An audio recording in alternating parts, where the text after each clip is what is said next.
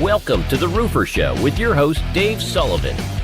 You found the podcast that helps roofing contractors grow their businesses, make more money, and have more free time. Hey everybody, what's up? Welcome to the Roofer Show podcast, the place to be if you want to grow a more profitable roofing business. What we teach on this show are just really the basics, how to build a more profitable business, how to get more time, how to get more organized, remove some of the chaos, and take a little step by step. What we're going to talk about today, I think, is really important because it's such a missed opportunity that so many contractors have about how to get in maintenance and service business. Now, in my business, this goes back when we've gone through a few recessions, the economy started getting really bad. So this is when we opened the service department. And we built it out because there was fewer re-roofs going on. And it was tremendous. Our business, smaller portion of the revenue, but really accounted for majority of the profits. Now, Bryan Mitchell built out this huge service department for a company in Florida. So you've got a lot of experience with this. Hey, Bryan, thanks for coming on the show. Really appreciate it. Yeah, thank you, Dave. Good to see you again. Dave, I thought I was retiring, and I retired for one weekend, and somebody asked me to help them. We talk about the big service businesses, and all of the very large companies have big service departments, or most of them, right? I just heard recently from one of the biggest in the country how important their service department is. But as much as we look at that and admire them and say, wow, we got to start with one truck. Right? That's where it starts, right? Maybe it's a truck you've already got, but the key is to be focusing on service, because if you're not, what percentage of roofs do you think get replaced every year? I would say average expectancy, maybe 15, 20 years. So that's 1/20th, 1/15th. Exactly. Yeah, 5 to 7%. High math. No, exactly. In a way, you're looking for a needle in a haystack. On the one hand, why not make every single roof that you visit an opportunity instead of only 5 or 7% of them? And secondly, like you said too, is it's very profitable and it's recurring business. You're providing a service. So you don't start from scratch every month or every year if you do that. Yeah, there's so many advantages to doing it that build some tremendous value into your business if you've got recurring income and really a strong service department. Also, there's just going to be more opportunity when you're out there. It's tough to go into a building and say, hey, let me put on a roof, as opposed to, let me get on this roof. Oh, you're going to find some work that needs to be done as far as maintenance and having a good program that explains why you need to maintain it.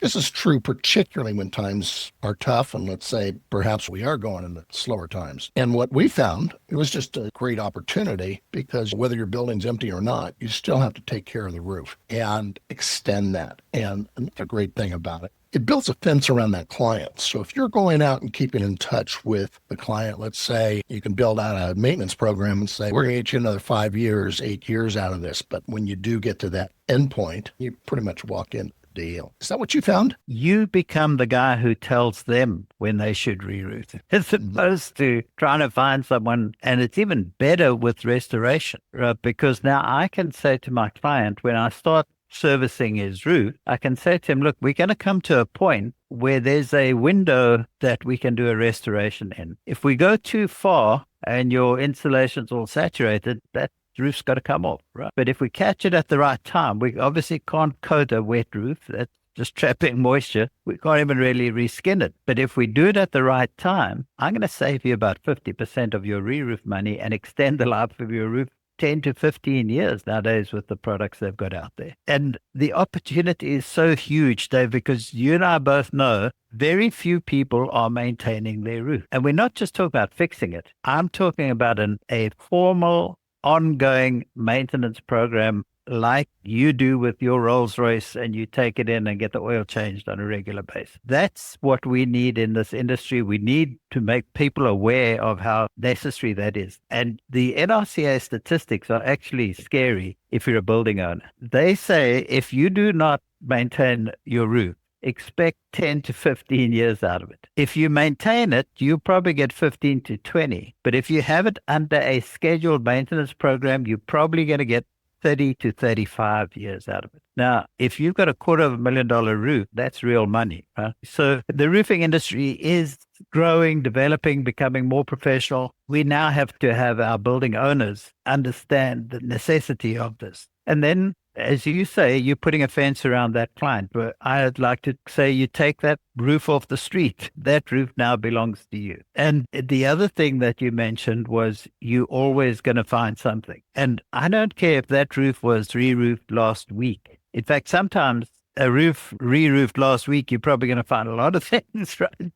Cold welds and whatever stuff they left up there. Because people don't maintain them, they don't go up there. It's really a gold mine for us. But there is one thing to keep in mind. If you are wanting to get into the side of ongoing maintenance, first of all, service is the big picture, right? Service is the sort of big container. Maintenance is a piece of that container. But every service opportunity you get, you should try and get them into a maintenance plan. Not everyone is going to be successful, but you should. But if you walking down the street and a beater car goes past, like we used to see in the old days, rust and duct tape and that, that guy's not maintaining that car, right? But you walk past a hospital, a bank, any decent building, those are your potential clients. So don't bother going to some shack. So you do need to be strategic about it. You got to make sure you're approaching the right people. Otherwise, you'll just be wasting your time. And the goal is to really split that off into separate division, separate sales guys, separate repair people, separate trucks. And that's what we found. You try to blend it in, and what most contractors I see, we're going to wait until things get slow, or maybe it's a rain day and you're going to send one of your guys out there. That's not going to be a successful program. In bridging that gap from being a smaller guy, how do you get into really get started?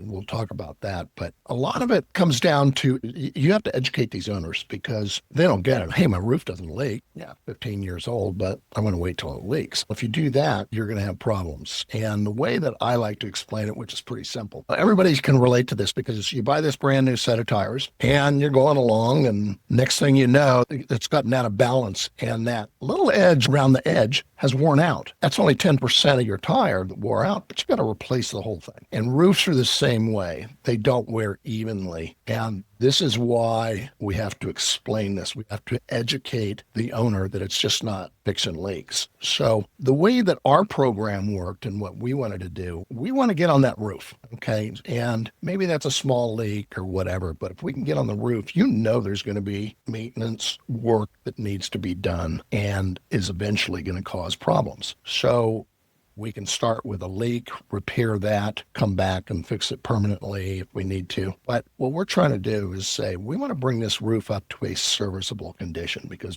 all roofs are not in that position yet. So if we bring that roof up to a serviceable condition, which is maybe doing repairs in the waterways, the flashings and so forth, roof is going to wear evenly. And now if we stay on top of it, we're going to extend the life of this roof, particularly at some point if we do coating work. No, absolutely. And you hit the nail on the head. A couple of things that tire even wear explains it very well. The other thing is that there is a cancer that most people don't understand about a layered roof system. And all roof systems are layered, right? Whether we're talking about modified or single ply, you've still got an insulation below that, and then you got the deck below that, and maybe a vapor barrier. And quite frankly, the water may not be getting into the building, but if the water is getting into the roof system, that's the cancer that you do not see. And so people need to be aware of that. The other thing is a lot of this, Dave, we're talking about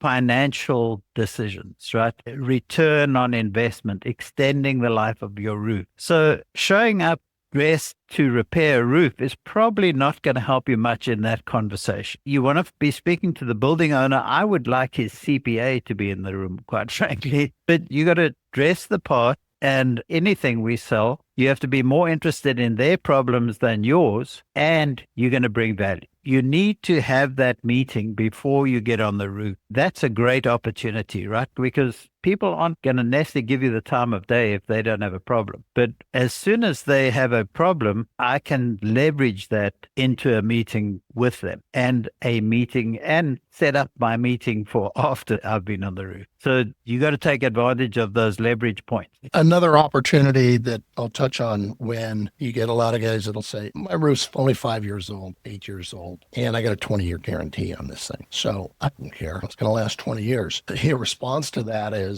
if you look at the fine print of that warranty, you have to maintain this on a regular basis. And if you don't, the warranty is void. So let's take a look at the actual piece of paper, the guarantee that you've got. Let's go to the point where, okay, you've got to maintain this roof. If we can get into that situation, even just a foot in the door, that can be a great opportunity, because not only do we have to maintain it, depending on how we're going to price this thing, it can really turn into a great business, great referrals, great reviews, on and on. But let's talk about this. So you got a guy that, let's say, I want to start a service department, which everybody should consider. How do we do that? And how do you get started? What are some of the problems we're going to see? But let's kind of walk us through this. And I'm sure this is what your course is covering and so forth. So let's take a look at this thing. Yeah, I highlighted the area where it says you have to maintain the roof. A lot of them say you have to keep records to prove that. So when somebody says to you, I've got a 20-year warranty, you actually say, I beg your pardon, I hate to disagree, but you do not. And what roof system do you have? Now, they very often won't know, but you can either look at it yourself or look at the permit records, or just show them that, oh, it's single ply. Let me show you all of the single ply agreement. I think one of the biggest things in starting a business like this is in your preparation to be successful, right? Okay, let me get a truck and now I'm in the service business. We need to make an intentional, this is opening really a new business within your company. We really have to think it through. I'd like to take my clients through a calculator that I built that gives them an idea of how many jobs they need to do in order to make a certain amount of money. And then even more importantly, how many leads do you need to get those jobs? Because we've got these ratios, right? We got this, let's call a lead somebody you don't know whether it's going to be an opportunity or not. So you got to get all of those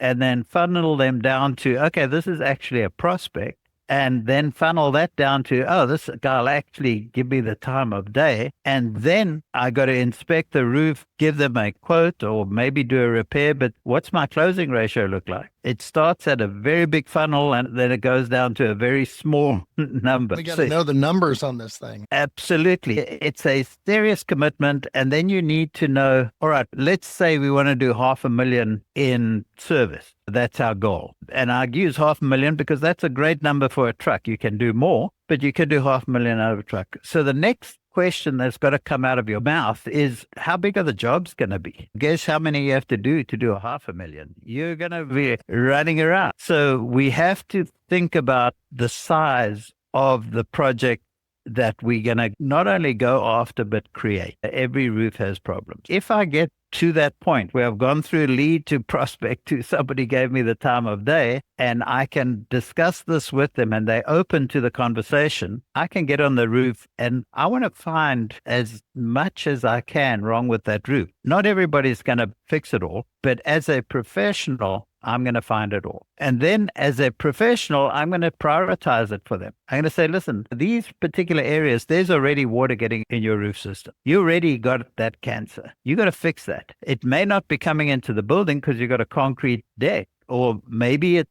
sitting in the flute, heaven forbid, of the metal deck, and now you got rust. And when you start seeing that rust on the inside, you and I both know what's above that is a lot worse. You must think through that, because if you got your average job size thought through and you think about, okay, how many people do I have to speak to get an appointment? And then what's my closing ratio? You're probably going to find that you're going to need about 500 opportunities in order to get 150 appointments in order to get 100 sales. And so I have a calculator that takes you exactly through that. And this is all about starting a business. That's the other thing that you need to think about is, what have you got on the menu as a service contractor, a service provider? Because we can't just go in there saying, I'm going to fix leaks. There are about 5 different products that you should be offering. And you mentioned one of them is ongoing maintenance. Another one is we are going to fix your leak,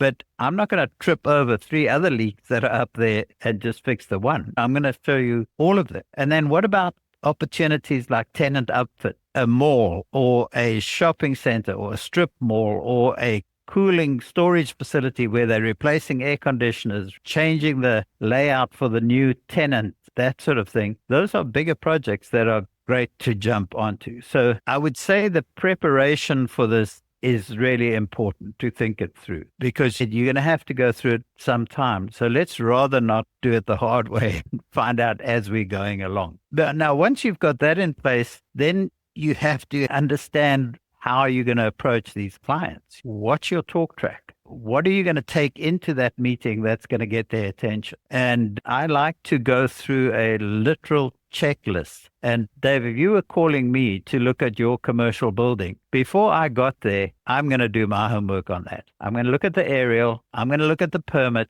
I'm going to go into Google Earth and slide that little date thing and see when it last changed color, if you had it re-roofed recently. We've got such great tools. Another a wonderful tool, it's expensive, relatively expensive, is an infrared drone. But when you're bringing them actual documented proof that they've got a water problem on their roof, it's hard to ignore that, right? And then you add your story about the tire, and you do need stories, right? In sales, you've got to create the urgency. And I had a roofing contractor in Pompano Beach, Florida, who got a water bottle stuck in his drain. He had parapet walls. This was before they changed the codes, and that roof landed in his lap. And I never bid a job against him without bringing that up to the club. But if that can happen to a roofing contractor, we need to be able to explain the really danger. Not only do you not have a warranty, the other thing is you're probably going to spend your re-roof money 10 or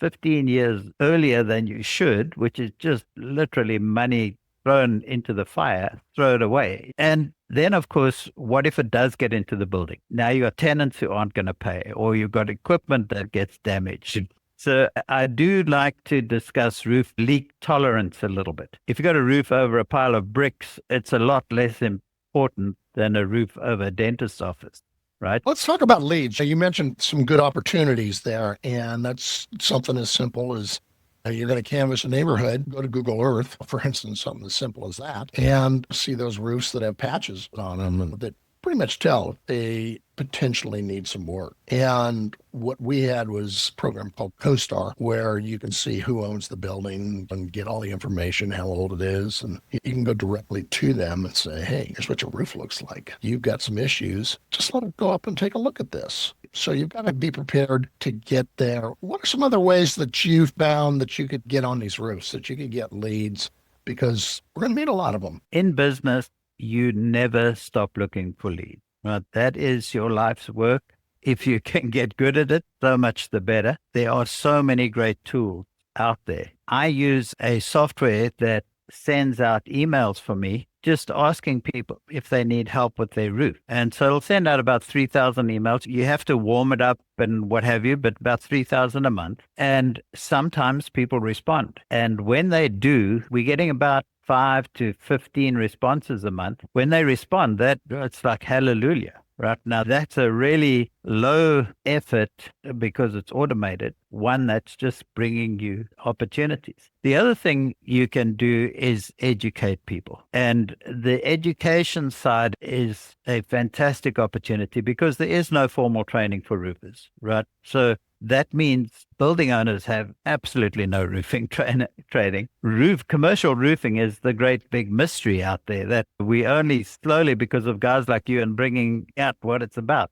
And there are some incredible opportunities there because there are a lot of people who need ongoing education credit. And in the construction industry, in the property management industry, in the real estate industry, and we actually give this to our clients. We give them about 190-page slide deck educating people on commercial roofing. And I know it's good because we were actually accredited to use it to give people ongoing education credit. So that education component can also be in a in various media, right? Various ways of getting it out there. The other thing is just the old-fashioned pick up the phone, and your question to the receptionist or the gatekeeper is, if your roof suddenly started pouring water into the building right now over your head, who in your company would you scream at to get this sorted out? I want to speak to that guy or that girl. You talked about sending out mailings, and this is where building your list is so important, because it's just not going to be a one-time deal. And again, let's take a step back. In my program, what we've got to start with is building that foundation, being clear on what it is that we want to do. And the first thing is, what is your service going to be? And you mentioned the menu. I think that's exactly the correct way to do it. Who's that ideal customer? We've got to identify who that is. You talked about the old beat up building. They're obviously not interested in maintenance. It's not our customer. Our customers are, in our situation, we really drilled down on this and identified our avatar, which is a building investor, not a flipper, somebody that understands or will understand the value of maintenance. If you've got a building flipper or general contractor, they're not interested, not your client. Okay, so the customers that you want to go after are those building owners that have owned the building for a long time, and you can explain the idea of maintenance. Now we can laser focus down on who it is that we want to speak with, because what we found, and I think what's true, they've been in commercial building owners for long enough. Everybody's got a roofer, but most every one of those guys is going to screw up. So we always wanted to be, hey, let's take a second look, get a second opinion. We're going to be on deck for when your guy can't perform. And you've got to perform. You've got to have this dialed in before you have this program, because that's what we're going to sell is service. And if we can do that, those are great opportunities. It takes time. And this is the thing about commercial guys that are in residential, where you're just dealing with one on boom, boom, boom, transactional. Commercial work, particularly in service, is relationships. And it takes a long time, and you've got to be patient. Staying power to do that also. That's kind of my thought. The business is out there. You've got to hustle and go out and get it. But in wrapping up, Bryan, tell us a little about your program and who it's for. Is this going to solve my problems? And I want to get into the service business. Is that going to help me do it? Yeah, and Dave, just to go back to another thing that you pointed out, and sorry, I will talk about I want to try and get some information out to these guys. When a weather event happens is when people have roof problems. When a weather event happens, roofers get busy. And those are your opportunities to go after the people that you think would make a good client, because it's quite likely their roofer let them down. And so I would call and just say, hey, it rained like crazy last night. Are you good? And eventually they would be saying, no, thanks, Bryan. And one day you'll get in. So a great way to persevere. And Dave, we offer two programs. The one is called Commercial Roofing Fundamentals. And it's basically from the deck up. How many different roof decks are there? You've got wood, you've got tectum, you've got concrete, you've got metal, you've got lightweight concrete. We explain the different types of roof decks, the different types of fire barriers, the different types of insulation, the different types of membranes. And so this is great for a contractor who's going from residential to commercial. And then the other course that we teach is just how what you and I were just talking about would be the first stage of 26 individual stages of how to run a service company. So we also get into the production side. So what do you put on the truck? What kind of a truck? What are you going to pay those crews? What are your production rates for different repairs? So we literally, it's a service business in a box. And so that's what we try and teach guys. I love it. How do they get in touch with you? We spell our company name wrong. Let me spell it out for you. It's serviceadvantage.net. To make it worse, I got an accent. They can also just call me 954-268-6938. Send me a text or a call, or go to serviceadvantage.net or email Bryan@serviceadvantage. This isn't for everybody, but it's certainly for people who want to get themselves educated on roofing, because you and I have been there and done that. This is what I do in my program is I have a mentoring program. So if you want somebody that's going to walk along with you, that's been there and done it, that's what you want to do. Go over to theroofercoach.com. Bryan, I really appreciate you coming on. This is some great information. I love it, man. Thank you so much. No, thank you, Dave. And thank you for getting your name out there, because just the thing, everything you've shared today is so valuable to your audience. So what better than having a mentor when you're building a business? To have somebody walk along with you becomes a lot easier and a lot less painful. We'll keep in touch. See you soon. Great to see you. Thanks, Dave.